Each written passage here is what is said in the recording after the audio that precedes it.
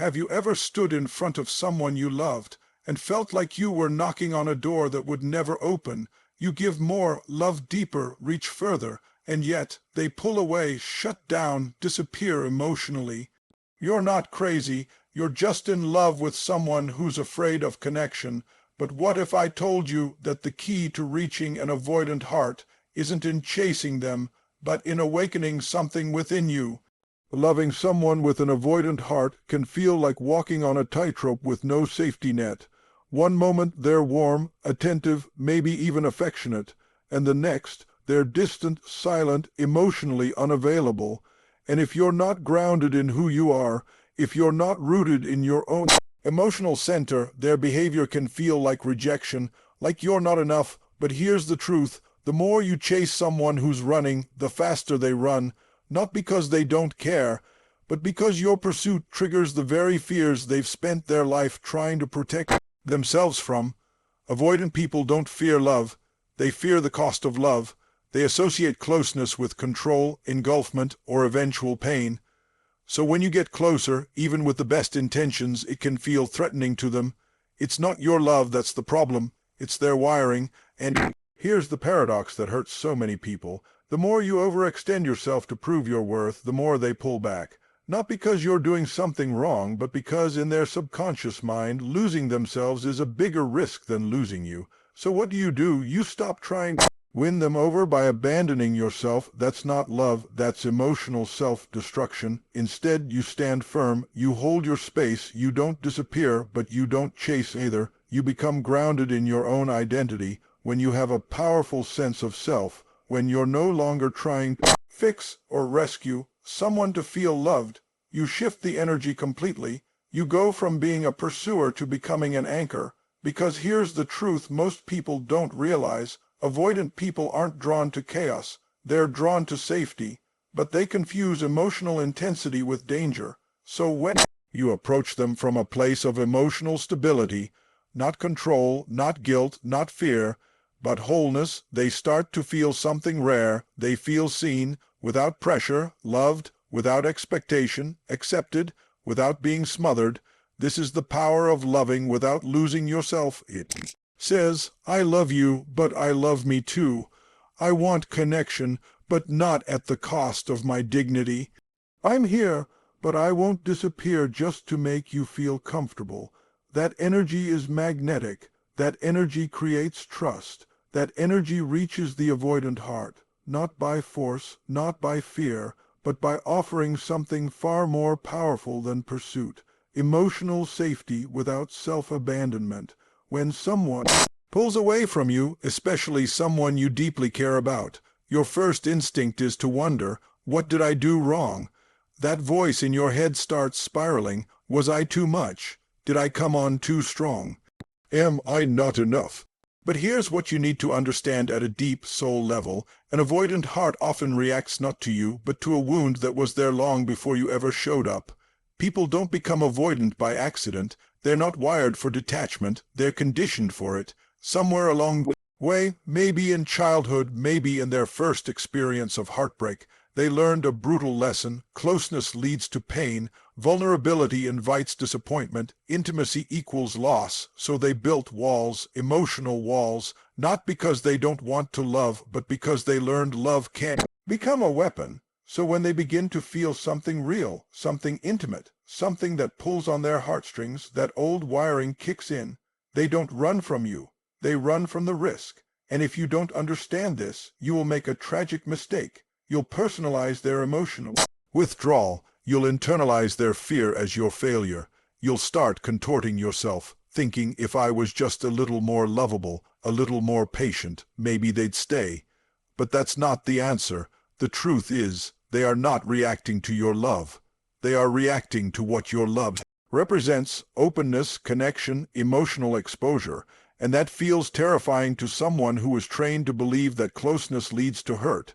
So your job is not to fix them. Your job is not to change them. Your job is to stop making their defense mechanisms about your value.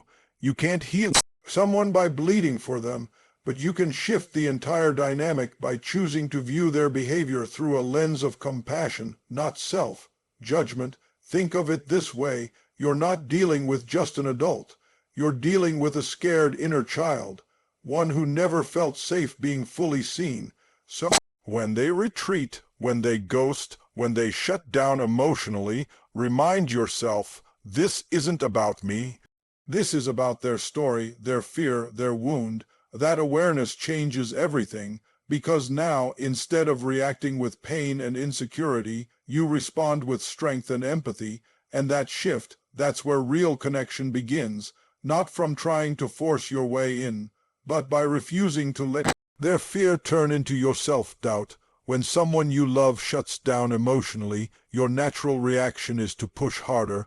You want answers, you want connection, you want reassurance, but when you're dealing with an avoidant heart, that approach, no matter how sincere, is like cornering a wild animal. It doesn't build closeness, it triggers survival mode. Avoidant individuals didn't learn to process emotions through open dialogue or vulnerability. They learned to survive by shutting down, by withdrawing, by controlling the distance. So when you confront them head on with questions like, "Why don't you ever open up?" or "Why can't you just talk to me?" Even though you're speaking from pain, they hear pressure, and pressure is the very thing that makes them retreat further. That's why communication can't come from a place of demand. It has to come from curiosity. Curiosity disarms the fear. Instead of attacking the behavior, explore the emotion behind it. Say things like, "I notice you pull away when things get intense. I'd love to understand what that feels like for you." That shift from accusation to inquiry is where doors start to open.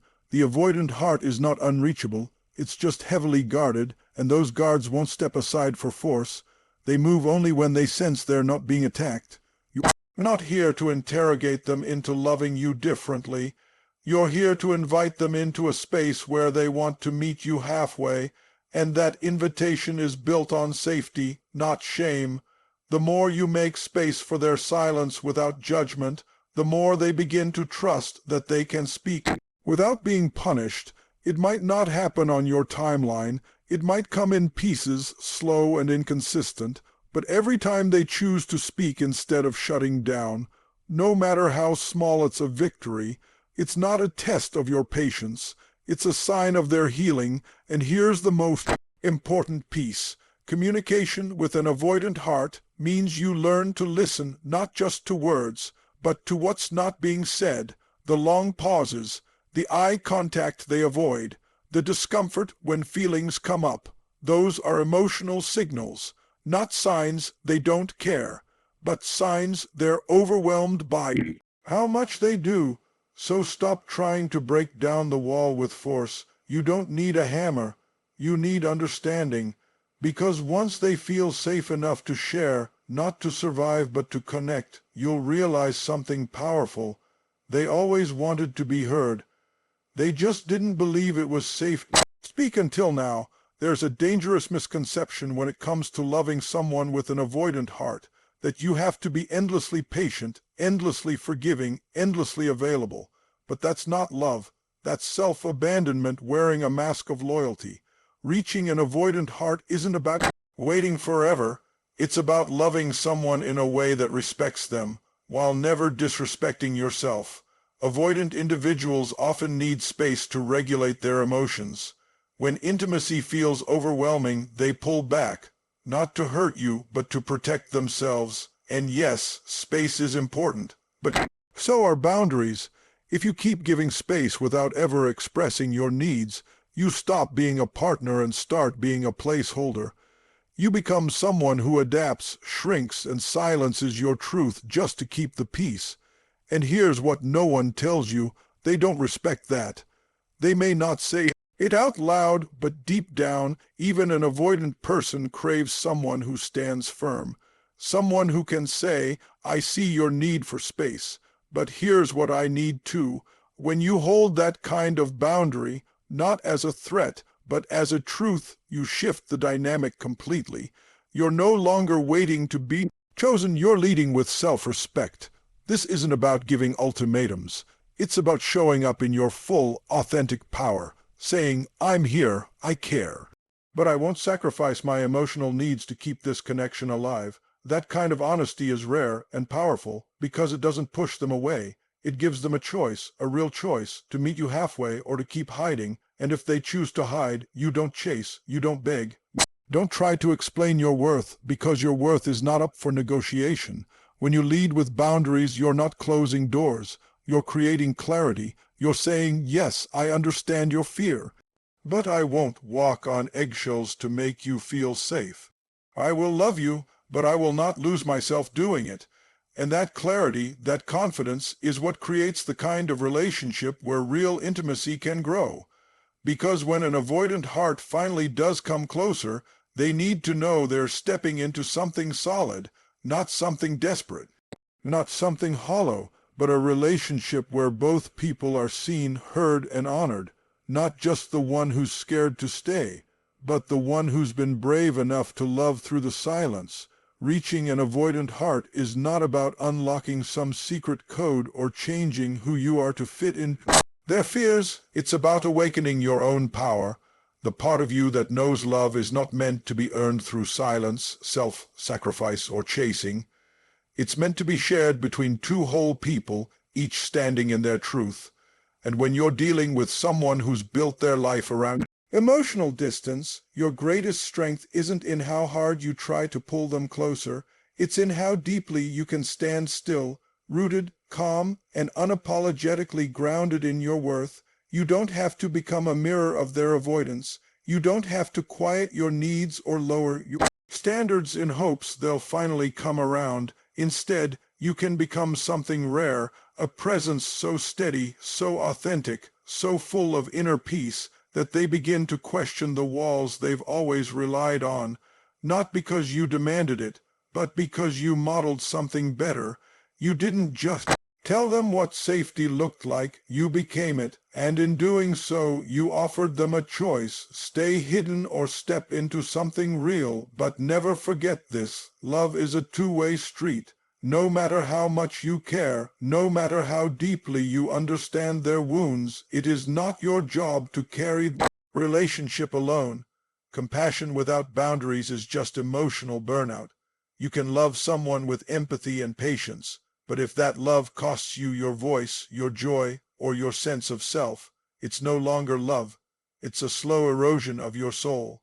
So be willing to walk away from anything that asks you to betray your own heart, even if you love them with everything in yours. In the end, reaching an avoidant heart isn't really about them.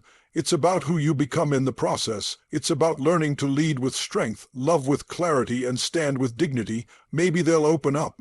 Maybe they won't. But you will rise no matter what. Because the greatest victory is not in getting them to stay. It's in becoming the version of you that no longer fears their distance. Because you've finally come home to yourself.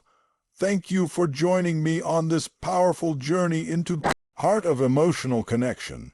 If this message spoke to something deep within you, if it helped you see your own strength more clearly or gave you a new perspective on love, healing, and boundaries, then know this: your growth is already in motion. Remember, you are not here to beg for love.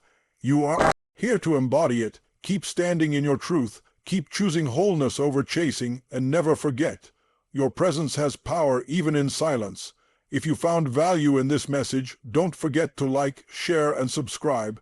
Someone out there may need these words more than you know. Until next time, stay grounded, stay bold, and most importantly, stay true to your heart. Thank you, and goodbye.